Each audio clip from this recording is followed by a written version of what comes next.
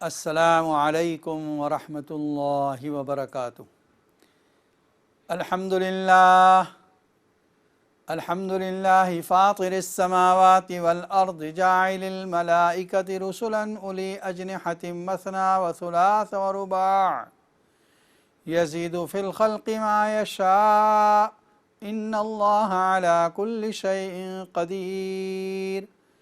ما يفتح الله للناس من رحمة فلا ممسك لها وما يمسك فلا مرسل له من بعده وهو العزيز الحكيم، والصلاة والسلام على سيد المرسلين وعلى آله وأصحابه الطيبين الطاهرين، أما بعد فقد قال الله تعالى في كلامه المجيد والفرقان الحميد، فأعوذ بالله من الشيطان الرجيم، بسم الله الرحمن الرحيم، من المؤمنين رجال صدقوا ما عاهدوا الله عليه فمنهم من قضى نحبه ومنهم من ينتظر وما بدلوا تبديلا، صدق الله العظيم۔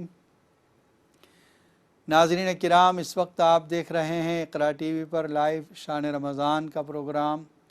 یہ خصوصی نشریات اسی وقت روزانہ نشر ہوتی ہے، اور اس کی ترتیب یہ ہے کہ پروگرام میں کسی موضوع پر گفتگو ہوتی ہے اور آپ کے لیے لائیو کالوں کا سلسلہ بھی جاری کیا جاتا ہے۔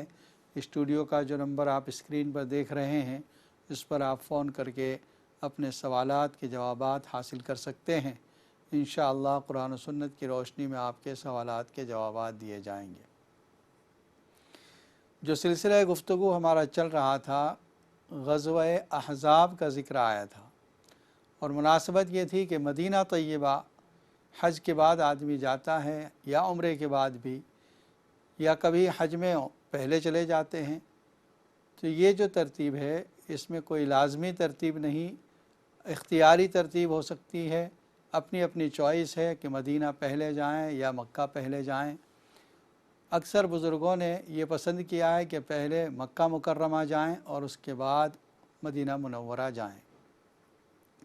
تو مدینہ منورہ میں جو قابل زیارات چیزیں ہیں، تاریخی مقامات ہیں، اس میں وہ جگہ ہے جہاں غزوہ خندق پیش آیا تھا، تو اسی کی تفصیل ذکر کی جا رہی تھی کہ غزوہ احزاب، جس کو غزوہ خندق بھی کہتے ہیں، اس کا پس منظر یہ ہوا کہ احد کے بعد مشرکین نے یہ چاہا کہ ہم ایک ساتھ کوئی ایسا حملہ کریں کہ مسلمان بالکل ختم ہو جائیں۔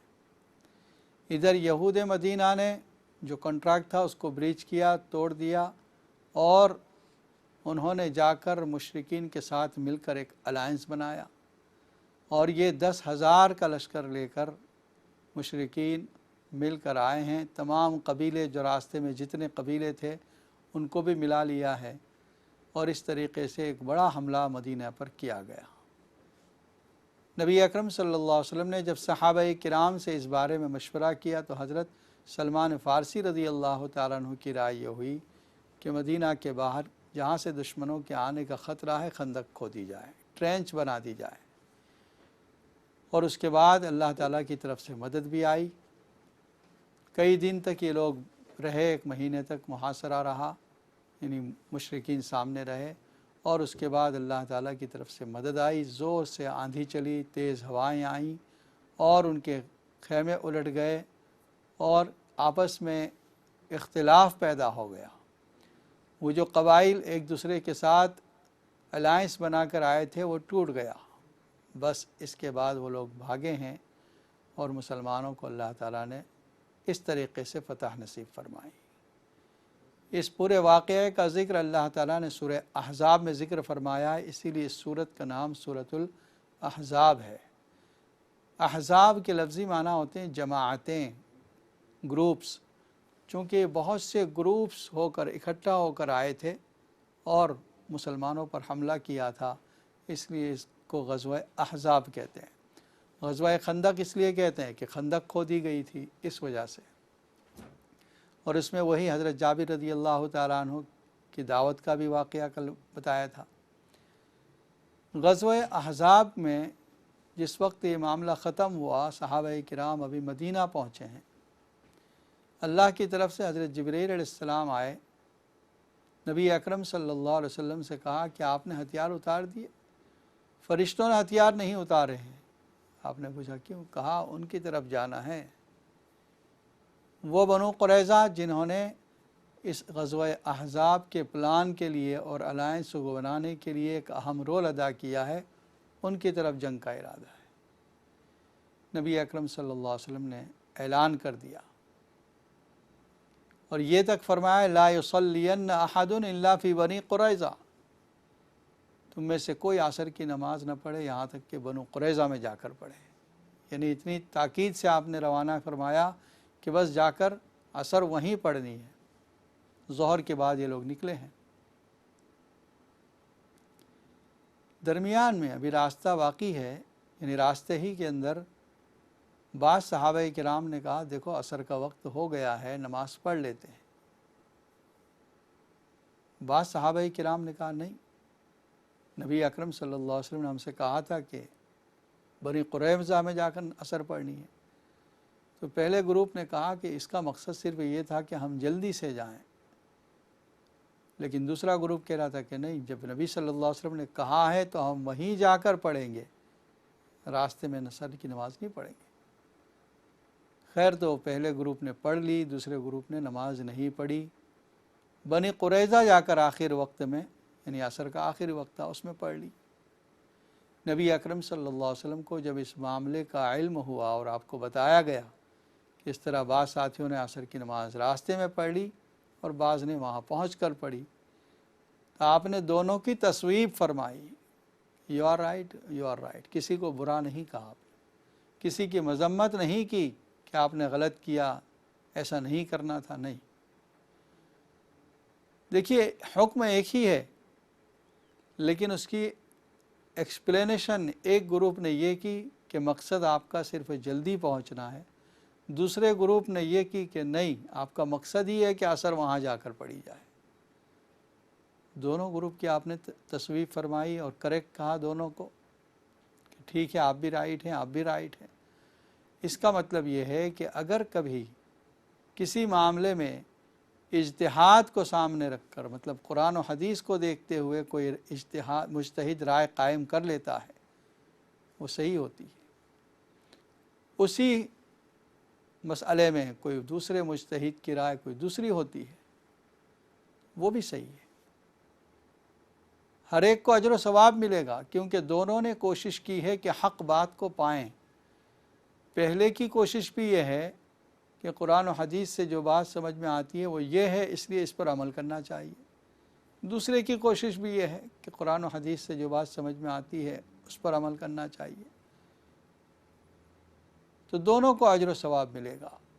ہاں، حدیث میں یہ آیا ہے کہ جو شخص، جو مجتہد صحیح رائے تک پہنچ گیا اس کو ڈبل اجر ملے گا، ایک درستگی رائے کا اور ایک کوشش کرنے کا، اور جو مجتہد دوسری یعنی خطا پر بھی ہے اس کو بھی اجر تو ملے گا ضرور، کیونکہ اس نے کوشش کی ہے قرآن و حدیث سے صحیح رائے نکالنے کی، تو اس کو کوشش کا اجر ملا اور اس کو ڈبل اجر مل گیا۔ بہت سے لوگ جو کہا کرتے ہیں کہ نہیں یہ کیسے ہو سکتا ہے، کسی ایک معاملے میں دونوں رائے کیسے صحیح ہو سکتی ہیں؟ دونوں رائے صحیح ہو سکتی ہے، جیسے اس معاملے میں دونوں رائے کو آپ نے تصویب فرمائی، کسی کو غلط نہیں کہا، اس کا مطلب کسی ایک مسئلے پر ایک سے زیادہ رائے بھی صحیح ہو سکتی ہے۔ بنی قریظہ میں جا کر عصر کی نماز پڑھی، نبی اکرم صلی اللہ علیہ وسلم آئے، آپ کے ساتھ جو لشکر تھا تو ٹوٹل 3000 کا لشکر تھا۔ آپ نے فرمایا محاصرہ کر لو۔ یہ لوگ ایک قلعے کے اندر جا کر اپنے آپ کو سب کو انہوں نے، اور کھانا پینا سب سامان انہوں نے ایک قلعے کے اندر کر دیا، اور سب یہودی وہاں جمع ہو گئے۔ نبی اکرم صلی اللہ علیہ وسلم نے ان کا محاصرہ کر دیا، سب طرف سے گھیراؤ ہو گیا۔ آخر یہ لوگ مجبور ہوئے، اگرچہ ان کے پاس کھانے پینے کا انتظام تھا، راشن تھا، لیکن ایک طرح سے اعصابی جنگ تھی جو یہ ہار چکے تھے۔ مسلمان ابھی اتنے تھکے ہوئے تھے، غزوہ خندق کی وجہ سے، لیکن پھر بھی آئے، اس کا ان پر ایک بہت بڑا اثر پڑا، اور اعصابی اعتبار سے یہ لوگ جنگ ہار گئے اور انہوں نے سرنڈر کر دیا۔ پہلے ان کا سردار جو تھا اس نے اپنے ساتھیوں سے یہ کہا کہ دیکھو میرا ایک سجیشن ہے، اور وہ سجیشن یہ ہے کہ سب لوگ نبی اکرم صلی اللہ علیہ وسلم پر ایمان لے آؤ، کیونکہ ہم جانتے ہیں کہ آخری نبی یہی ہیں جن کا ہماری کتاب میں ذکر آتا ہے، بشارتیں آئی ہیں کہ آخری نبی آئیں گے، خاتم النبیین ہوں گے، وہ سب تو آپ کے اندر پائی جاتی ہے صفات، تو کیوں نہ ہم آپ پر ایمان لے آئیں؟ انہوں نے کہا کہ نہیں، ہم ایمان تو نہیں لائیں گے۔ تو اس نے کہا اچھا پھر دوسری رائے ہے میری، آپشن بی، ایسا کرو کہ سب ہتھیار لے کر نکلو اور ان کا مقابلہ کرو۔ تو انہوں نے کہا یہ بھی نہیں، یہ بھی منظور نہیں ہے۔ تو انہوں نے کہا پھر تیسرا یہ ہے کہ سرنڈر کر دو، جو آپ فیصلہ کریں گے اس کو منظور کر لو۔ سب نے اس تیسری رائے کو پسند کیا اور کہا ٹھیک ہے چلو تیسری رائے کے مطابق۔ انہوں نے سرنڈر ہونے سے پہلے ابو لبابہ رضی اللہ تعالیٰ عنہ، مسلمان ہیں، صحابی ہیں، ان کے باغات اس علاقے میں تھے، بنو قریظہ کے علاقے میں، اور حلیف بھی تھے ان کا قبیلے والے، اس لیے ان کو پہلے بلایا۔ سرنڈر ہونے سے پہلے صرف ایک رائے کے طور پر ان سے پوچھا کہ کیا لگتا ہے آپ کو کہ اگر ہم نے سرنڈر کر دیا تو؟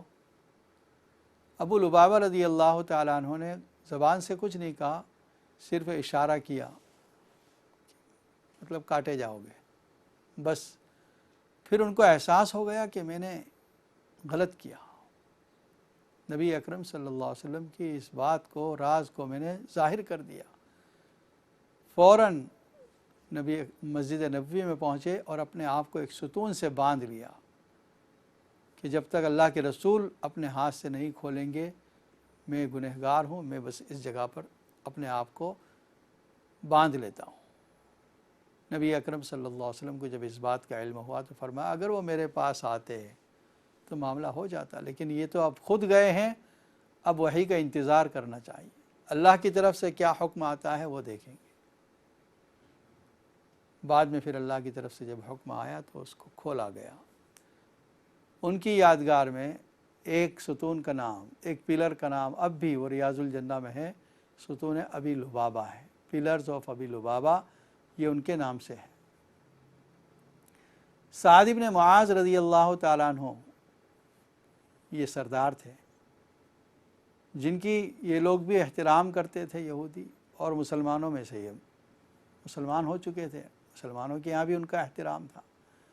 کہا ٹھیک ہے سعد بن معاذ کے فیصلے پر ہم اترتے ہیں، یعنی ہم اپنے اس قلعے سے ہم اترنے کو تیار ہیں، فیصلہ سعد بن معاذ کریں گے۔ سعد بن معاذ رضی اللہ تعالیٰ عنہ غزوہ احزاب میں زخمی ہوئے تھے، ان کو لایا گیا، بلایا گیا نبی صلی اللہ علیہ وسلم کی طرف سے۔ جس وقت وہ آئے ہیں آپ نے فرمایا قوموا الی سیدکم، دیکھو تمہارا سردار، ان کی طرف اٹھو۔ سعد بن معاذ رضی اللہ تعالیٰ عنہ نے ان سے پوچھا کیا تم میری بات کو مانو گے، منظور کرو گے؟ انہوں نے کہا جی ہاں، مسلمانوں کی طرف سے بھی بات مانی جانی۔ سعد بن معاذ رضی اللہ تعالیٰ عنہ نے فیصلہ یہ کیا کہ ان میں جو بالغ ہیں ان سب کو قتل کیا جائے اور جو بچے اور عورتیں ہیں ان کو قیدی بنا لیا جائے، اور ان کے مال کو مال غنیمت کے طور پر تقسیم کر دیا جائے مسلمانوں میں۔ نبی اکرم صلی اللہ علیہ وسلم نے فرمایا سعد کا فیصلہ وہی ہے جو 7 آسمانوں پر اللہ کا فیصلہ ہے، یعنی حکم الہی میں اگر کوئی فیصلہ آ سکتا تو یہی ہوتا، سعد بن معاذ نے وہی فیصلہ کیا ہے۔ سعد بن معاذ رضی اللہ تعالیٰ عنہ کے فیصلے کے بعد ان کے جو مرد تھے ان کو باندھ دیا گیا اور پھر ان کو قتل کیا گیا۔ بٹوین 600 اور 700، 600 سے 700 کے درمیان تھے، ان کو قتل کیا گیا۔ اس کے بعد سے ایک بہت بڑا فتنہ ختم ہو گیا، یعنی یہ جو بنو قریظہ والے بار بار یہودیوں کی طرف سے جو فتنہ آ رہا تھا وہ ختم ہو گیا۔ بنو نذیر کا فتنہ بھی اسی طرح ختم ہوا کہ نبی اکرم صلی اللہ علیہ وسلم نے محاصرہ کیا اور ان کو بھی جلا وطن کر دیا۔ قرآن مجید کی سورہ حشر میں ان کا واقعہ آیا ہے۔ تو غزوہ احزاب اور غزوہ بنو قریظہ یہ دونوں ملے ہوئے ہیں، جیسے احزاب ختم ہوا بنو قریظہ، اور اسباب میں بھی وہی تھا کہ یہ جنگ احزاب کے اسباب میں یہود کی جو سازش تھی وہ تھی، اس وجہ سے یہ لوگ اس غزوے کے فوراً بعد ان پر حملہ کیا گیا۔ دیکھیے حالات بہت کچھ مناسبت رکھتے ہیں۔ دنیا میں اس وقت بھی آپ دیکھیں ایک بہت بڑی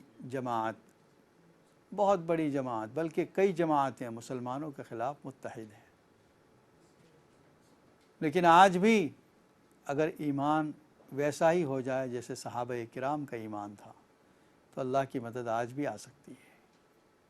وہ ایک شاعر نے کہا ہے، فضائے بدر پیدا کر فرشتے تیری نصرت کو، اتر سکتے ہیں گردوں سے قطار اندر قطار اب بھی۔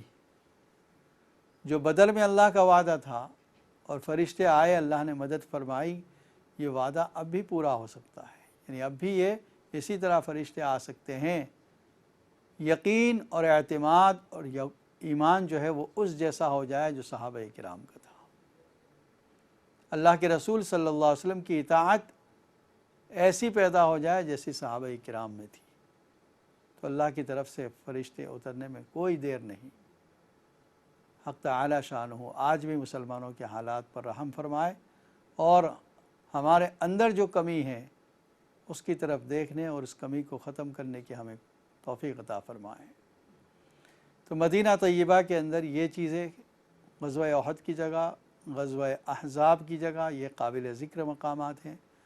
اس کے علاوہ جو ہم نے بیان کیا مسجد قباء کی جگہ اور بہت سی چیزیں بھی ہیں، کیونکہ نبی اکرم صلی اللہ علیہ وسلم کے نشانات اور آپ کی وہاں پر جو زندگی گزری ہے، 10 سال تک آپ مدینہ طیبہ میں رہے، بہت سی تاریخی مقامات اور بھی ہیں، لیکن یہ جو مشہور ہیں اس جگہ جاتے ہیں۔ اور یہ یاد رہے کہ کل بھی بتایا تھا کہ مسجدیں جہاں بھی ہیں آپ جائیں گے صرف اس کو دیکھنے کی نیت سے نہیں، بلکہ وہاں 2 رکعات تحیۃ المسجد پڑھ کر آئیں۔ یہ مسجد کا حق ہوتا ہے، جس طرح ہم ایک دوسرے سے ملتے ہیں، سلام کرتے ہیں، مصافحہ کرتے ہیں، تو مسجد کا سلام یہ ہے کہ ہم جب جائیں تو وہاں پر 2 رکعات نماز پڑھیں۔ لیکن ایک بات کا خیال رہے کہ جو فرض نمازیں ہیں وہ مسجد نبوی سے مس نہ ہو، کیونکہ وہ 50,000 نمازوں کے برابر ہے۔ اور بھی بہت سے آپ کے کام ہوں گے، لیکن ان کاموں کے اندر کبھی بھی مسجد نبوی کی جماعت مس نہ ہو، اس کا آپ ضرور خیال رکھیں۔ اس لیے کہ مسجد نبوی میں حاضری یہ آپ کی عبادت کے لیے حاضری ہے، نبی اکرم صلی اللہ علیہ وسلم کے لیے حاضری ہے، اور اگر آپ نے اس میں جماعت مس کر دی یا آپ کی نماز وہاں سے مس ہو گئی، کسی اور جگہ آپ نے نماز پڑھ لی، تو پھر آپ کی وہ 50,000 نمازوں کا اجر و ثواب جاتا رہا۔ بالکل مسجد نبوی سے قریب کچھ چھوٹی مسجدیں بھی ہیں جو آپ نے دیکھی ہوگی، رائٹ سائڈ پر جب باب السلام سے نکلتے ہیں حی علی الصلاۃ کی طرف، مسجد ابوبکر صدیق ہے، مسجد غمامہ ہے۔ مسجد غمامہ یہ وہ جگہ ہے جہاں نبی اکرم صلی اللہ علیہ وسلم ایک مرتبہ نماز پڑھا رہے تھے اور بادل چھا گیا، یعنی اوپر بادل آ گیا، اس لیے کہ سخت دھوپ کا موقع تھا، وقت تھا، تو اللہ کی طرف سے بادل چھا گیا۔ تو غمامہ کے معنی ہوتے ہیں بادل، اس لیے اس مسجد کا نام بھی مسجد غمامہ پڑ گیا ہے۔ اسی طرح مسجد ابوبکر صدیق، مسجد مصلی العید، عید کی جو نماز پڑھی جاتی تھی اس جگہ پر ایک چھوٹی مسجد بنا دی گئی ہے۔ یہ یادگار مسجدیں چونکہ مسجد نبوی سے بہت قریب ہیں، اس لیے اب یہاں پر نمازیں ادا نہیں کی جاتی، ایک تاریخی مقام کی حیثیت سے ان کو باقی رکھا گیا۔ حی علی الصلاۃ کی طرف نیچے، یعنی بالکل آخر میں جو مسجد کا حصہ ختم ہوتا ہے، وہاں پر ایک چھوٹا سا باغ ہے۔ اب وہ باغ بھی ختم کر دیا گیا، کچھ بس درخت رکھے گئے ہیں۔ یہ وہ جگہ ہے جہاں سقیفہ بنو ساعدہ واقع تھا۔ یہ انصار کا کمیونٹی سینٹر تھا۔ جب یہ لوگ جمع ہونا چاہتے کسی مشورے کے لیے، میٹنگ کے لیے، تو یہاں جمع ہوا کرتے تھے۔ اور یہی وہ جگہ ہے جس میں نبی اکرم صلی اللہ علیہ وسلم کے انتقال کے بعد انہوں نے خلافت کے بارے میں مشورہ کیا تھا، اور اسی میں انصار کی طرف سے ایک رائے یہ تھی کہ منا امیر و منکم امیر، ایک امیر تم میں سے ہو، ایک امیر ہم میں سے ہو۔ پھر مہاجرین نے کہا کہ نہیں، منا امیر و منکم وزیر، امیر ہم میں سے ہوگا، وزیر تم میں سے ہو سکتا ہے، نائب ہو سکتا ہے۔ حضرت ابوبکر صدیق رضی اللہ تعالیٰ عنہ اس موقع پر بہترین بات کہی، حدیث کا حوالہ دیا، فرمایا نبی اکرم صلی اللہ علیہ وسلم کا فرمان ہے الائمۃ من قریش، کہ لیڈر جو ہوگا، امام جو ہوگا وہ قریش میں سے ہوگا، اس وجہ سے قریش میں سے امیر ہوں گے۔ بس یہ بات سنی تھی اور پھر سب نے حضرت ابوبکر صدیق کے نام کو پسند کیا۔ حضرت ابوبکر کے صدیق پر، حضرت ابوبکر صدیق رضی اللہ تعالیٰ عنہ کے نام پر سب لوگ جمع ہوئے، اور اسی وقت سب نے حضرت ابوبکر کو امیر مان لیا۔ جب سے لے کر جب تک ان کی وفات نہیں ہو جاتی وہ امیر رہے۔ وفات سے پہلے حضرت عمر رضی اللہ تعالیٰ عنہ کو نامزد کیا، اور حضرت عمر کے نام پر بھی سب جمع رہے۔ حضرت عمر رضی اللہ تعالیٰ عنہ انہوں نے 6 آدمیوں کو منتخب کیا اور کہا یہ 6 میں سے کسی ایک کو امیر بنا لینا۔ ان 6 میں سے 5 نے حضرت عبد الرحمن بن عوف کو اپنا صدر بنا دیا، اور حضرت عبد الرحمن بن عوف نے حضرت عثمان غنی رضی اللہ تعالیٰ عنہ کو پسند کیا، اور سب اس پر راضی ہوئے۔ ناظرین کرام، اس وقت آپ دیکھ رہے ہیں اقرا ٹی وی پر لائیو شان رمضان کا پروگرام۔ یہ پروگرام بریک کے بعد بھی جاری رہے گا انشاءاللہ، اور آپ کے لیے لائیو کالوں کا سلسلہ بھی جاری ہے۔ اگر آپ کو کوئی سوال کرنا ہے تو آپ بھی اسٹوڈیو کے نمبر پر فون کر کے معلوم کر سکتے ہیں۔ انشاءاللہ قرآن و سنت کی روشنی میں آپ کے سوالات کے جوابات دیے جائیں گے۔ السلام علیکم ورحمۃ اللہ وبرکاتہ۔